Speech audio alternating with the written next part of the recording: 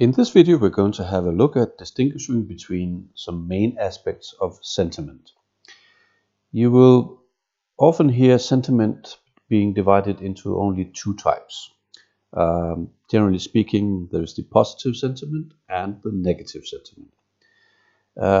Let's have a look at some of the words that could match these kinds of distinctions. To do that, we need some documents, and we'll take this library here, House of Commons Debates. We'll select that, and we'll have some quotes. So for example, let's look at some feeling up quotes. Take these, and we'll take some sentences and see how they could look. So we see here, for example, that one of the speeches contains the words "I am happy with," "I'm pretty happy with," "I am happy with," "the best for our constituents," "good for growth," and so forth. So various examples of how to phrase something in a positive mood. We can take some other examples. Feeling down. So we have them here, and again we submit that.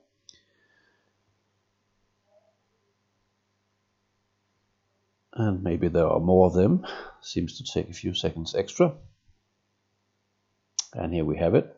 So an example of a negative mood could be is worried about, heinous, hideous crime, appalled about something, scare tactics, do not like free schools, and so forth. Difficult decision could also be an example of a feeling down sentiment. Now, as mentioned, these are often the only two kinds of sentiment you will be presented with. But we have found at WordMaps that this is a little bit too narrow. For example, we might look for a kind of sentiment that is neither positive nor negative, but rather it is an expression of arousal. And we call it feeling intense. So feeling intense. Have that here. And let's see how that looks.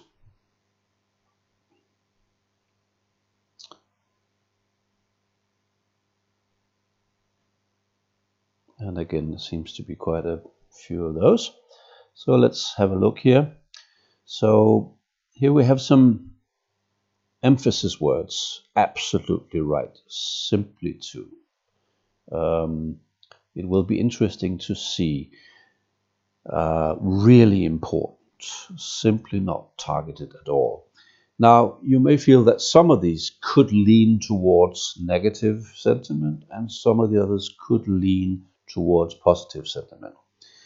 However, what characterizes most of the words in this search here, this query here, is that it isn't possible to say with a 100% certainty that the words are actually of a positive or negative direction. However, all the words are selected for their tendency to increase the intensity of the communication. So statements are typically being fortified by using these kinds of words. Now, let's try and use these distinctions. And we have again our House of Commons texts here. And you may remember that this selection of House of Commons debates, if you have seen some of our other videos, have to do with the process leading up to the Brexit vote in 2016. So we'll make an intersection analysis now, and we'll write here feeling up. So we want all kinds of mentions to feeling up. The next one will be feeling down, and then we add a third one, feeling intense. So now we have selected these three, and we'll check for mentions of EU. We'll add a mention of immigration.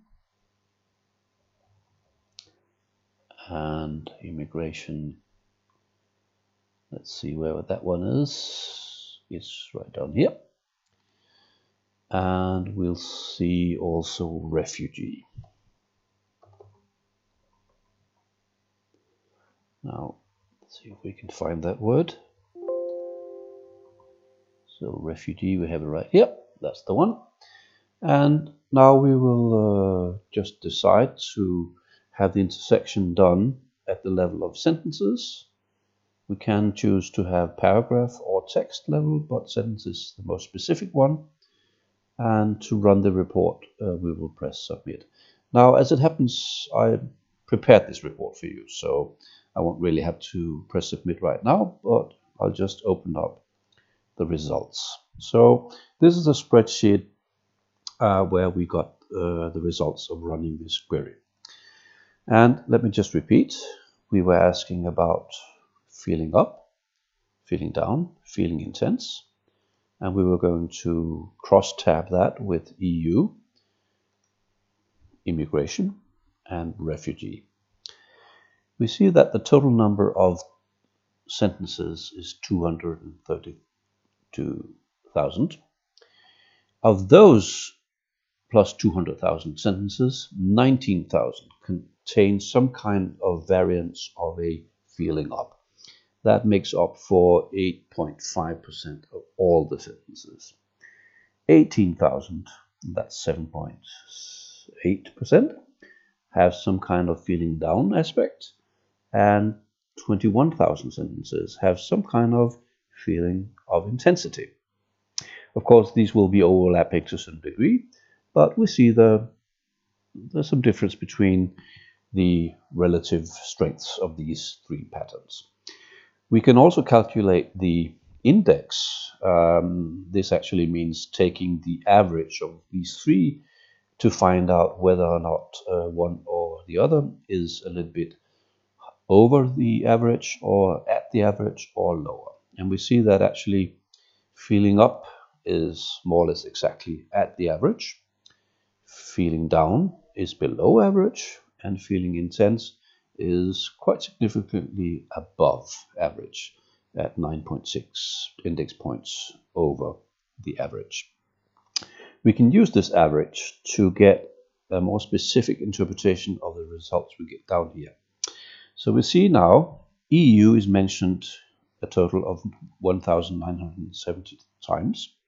Out of these, there is a cross-tabbing, a mutual occurrence of EU and feeling up. So we have 178 sentences where that occurs.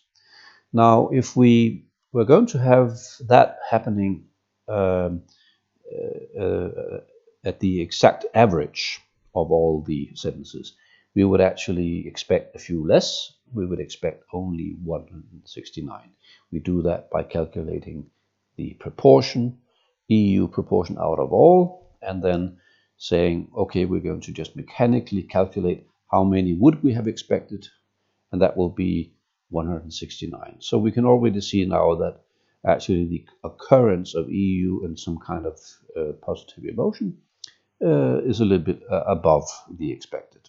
Actually, we see here the index can be calculated to be 5.4 index points above the average. We also see that the negative occurrence is again over average, is actually 24% over average, and also the intensity is 7.5% over average. We're now going to go down and look at immigration and check if we see the same pattern down here. And we will see quite shortly that actually the pattern is quite a bit different. For example, immigration is not at all correlated with positive emotion. It is 40% points or 40 index points above average, more prevalent when we have immigration and feeling down.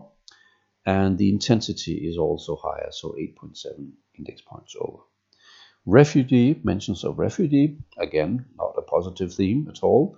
It's 39.8 index points below the average occurrence, and negative emotion and refugee is 34 points. And again, the intensity is 14, well, above average, so it's 14.7 index points above average. So what we have seen here is that there is some extra information to be gained if we don't just distinguish between negative and positive emotion. We can add this extra dimension. And what this does is actually it allows us to maybe speculate, should we perhaps multiply the intensity of the debate with the negative and positive? You can see here, for example, what happens if we take the 14 percent points here, or index points, and put that up as a multiplication of the other two figures. That would allow us to have an even stronger perception of what goes on in these debates. You can make these calculations yourself based upon the data you get from WordMaps. All you have to do is log on with your account, access the data, ask your questions, and you will get the raw material to make your own calculations. So thank you for watching, and see you back soon.